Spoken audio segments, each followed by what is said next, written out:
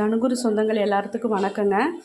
இன்றைக்கி வந்து நம்ம சாப்பாடு வச்சு வெண்டங்காய் சாதம் எப்படி கலரலான்னு பார்க்கலாங்க. எப்பவும் போல் சாப்பாடு வச்சு விட்டாச்சுங்க. வரகரி சாதம் வச்சாச்சு. நம்ம இதை கட் பண்ணிவிட்டு இதுக்கு என்னென்ன போடணுங்கிறத பார்க்கலாங்க. பாருங்கள், வெண்டங்காய் சாதத்துக்கு வெண்டங்காயை இந்த மாதிரி பொடியாக கட் பண்ணி வச்சிடணுங்க. ஃபஸ்ட்டு வெண்டங்காயை கழுவிட்டு துடைக்கணும். ஒரு நல்ல வெட் கிளாத் வச்சு நல்லா துடைச்சிட்டு அதுக்கப்புறம் இந்த மாதிரி பொடியாக கட் பண்ணி வச்சுக்கோங்க. அதுக்கப்புறம் ஒரு குட்டி இவ்வளோ சோடு தக்காளி பழம் குட்டியாக இருக்கிறதுனால ஒரு 4 தக்காளி பழம் கட் பண்ணி வச்சுருக்கேன். மல்லித்தலை ஒரு இவ்வளோ கட் பண்ணி வச்சுருக்கேங்க. பூண்டு ஒரு 4 பூண்டு அதை பொடியாக இந்த மாதிரி அரிஞ்சு வச்சுருக்கேன். கருகாப்பில் தலை வந்து ஒரு இனுக்குங்க.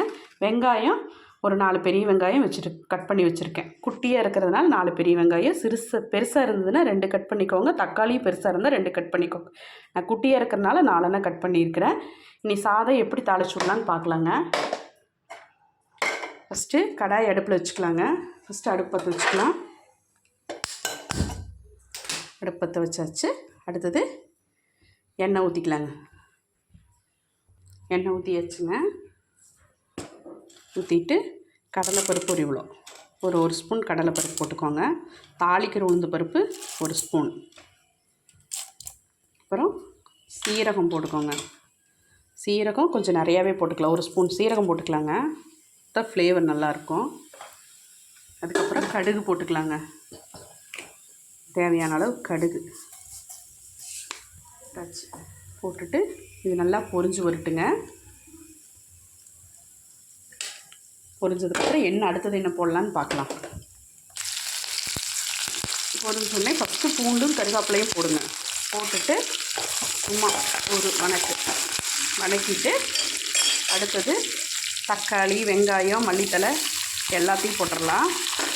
போட்டுட்டு வணக்கிடணும். பாருங்கள், இப்போ உப்பு வந்து தேவையான அளவு போட்டுக்கோங்க. நான் வந்து சாப்பாடும் இதிலே தாளிக்க போகிறதுனால 3 ஸ்பூன் உப்பு போட்டிருக்கேன். மஞ்சத்தூள் ஒரு 1/2 ஸ்பூனுங்க. சாம்பார் பொடி உங்கள்கிட்ட என்ன சாம்பார் பொடி இருக்கோ அந்த சாம்பார் பொடி ஒரு 3 ஸ்பூன் போட்டுக்கோங்க. சாம்பார் பொடி இல்லைன்னா வரமிளகாத்தூள் கூட ஒரு 1/2 ஸ்பூன் போட்டுக்கோங்க. காரத்துக்கு வந்து இதுதான் நம்ம போடுறோம், வேறு எதுவும் இல்லை காரத்துக்கு.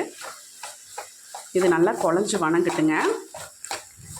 நல்லா இருக்குங்க. சாப்பாடு ஓட்டுக்கடலைன்னா ஸ்கூலுக்கு ஒன் பாட் ரைஸுங்கிற மாதிரி சாப்பாடு வெரைட்டி ரைஸ் சூப்பராக இருக்குங்க. காய் கொடுத்த மாதிரி ஆயிரும், வயிறும் உங்களுக்கு ஃபுல்லாகிருங்க. பாருங்கள், இது ஓரளவுக்கு நல்லா குழஞ்சி வணங்கிருச்சு. அடுத்தது நம்ம வெண்டைக்காயை போட்டுடலாங்க.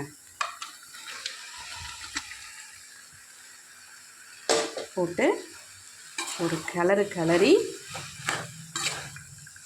நல்லா எல்லா மசாலாவும் எல்லா பக்கம் படுற மாதிரி கிளறிட்டு உங்களுக்கு காமிக்கிறேன். பாருங்க, நீங்கள் வெண்டைக்காயை எல்லாம் போட்டு வணங்கியில் வெண்டைக்காய் கொஞ்சம் இப்படி தான் வரும், நூலாக கொஞ்சம் குழந்த அது மாதிரி வருங்க.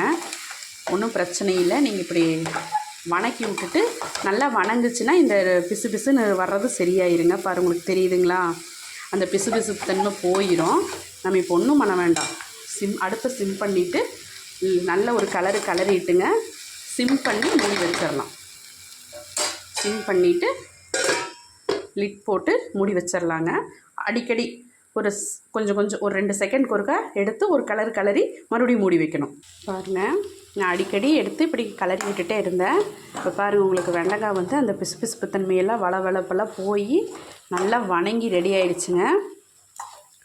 இந்த ஸ்டேஜில் நீங்கள் இன்னும் கொஞ்சம் ஒரு 2 நிமிஷம் இன்னும் கொஞ்சம் நேரம் இருக்கட்டுங்க. இறக்கியில் காமிக்கிறேன். பாருங்கள், சும்மா வெண்டைக்காய் இது வதக்கல் நல்லா ரெடி ஆயிடுச்சுங்க. இப்போ இந்த ஸ்டேஜில் நீங்கள் பொரியலாக வேணும்னா தேங்காய் பூ போட்டு இறக்கிக்கலாங்க. நீங்கள் சாதம் போடணுன்னா சாதம் போட்டு வெண்டைக்காய் சாதமாக கலரணுன்னா தேங்காய் பூ போடக்கூடாது. இப்போ நான் உங்களுக்கு சாதமாக கலரிட்டு காமிக்கிறேங்க. ரெடி ஆயிடுச்சு. அடுப்பை ஆஃப் பண்ணிடலாம். இதே மாதிரி செஞ்சிங்கன்னா காய் தனியாக இல்லை, காய் பிடிக்காத வெண்டைக்காய் பிடிக்காத குழந்தைகளுக்கும் இதே மாதிரி செஞ்சு சாப்பாடு கிளறி கொடுத்தீங்கன்னா சூப்பராக இருக்குங்க. செஞ்சு பாருங்கள். இது வந்து 1 பாட் பருப்பு குழம்பு, பருப்பு தண்ணி குழம்பு. அதாவது இதை வச்சிட்டோம்னா நம்ம ரசமும் வைக்க வேண்டாம், ஒன்றும் வேண்டாம். இதே ரசம் மாதிரியும் இருக்குங்க, குழம்பு மாதிரியும் இருக்கும். நல்லாயிருக்கும், சாப்பாட்டுக்கு பிணைஞ்சிக்கிறதுக்குங்க.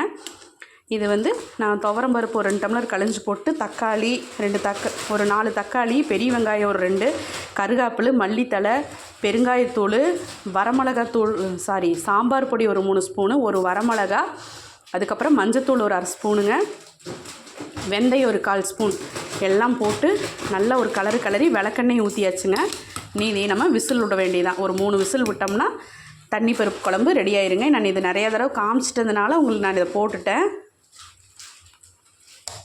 மூடி வச்சுட்டு ஓப்பன் பண்ணிட்டு காமிக்கிறேங்க. பாருங்கள், கொஞ்சம் காயாக எடுத்து வச்சிட்டேன் சாப்பிட்றதுக்கு.